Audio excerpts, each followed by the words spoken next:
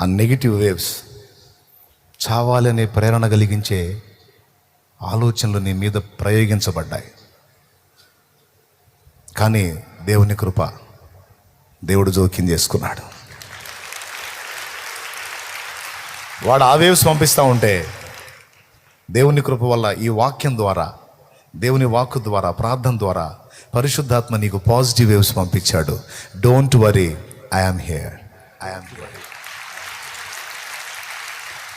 Don't worry. నువ్వు అలా విరక్తి చెందొద్దు, విసుగు చెందొద్దు, చావు అనొద్దు, ఏదో అయిపోతుంది అనుకోవద్దు. నేనున్నా, ఏమీ కాదు, హ్యాపీగా ఉండు, నిబ్బరంగా ఉండు, ధైర్యంగా ఉండు, రిలాక్స్.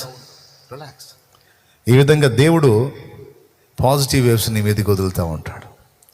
అలా వదలబట్టే వాడు నిప్పు ముట్టిస్తే దేవుడు నీళ్లు పోస్తా ఉన్నందున నువ్వు నేను బతికి మనుగడ సాగిస్తున్నాం.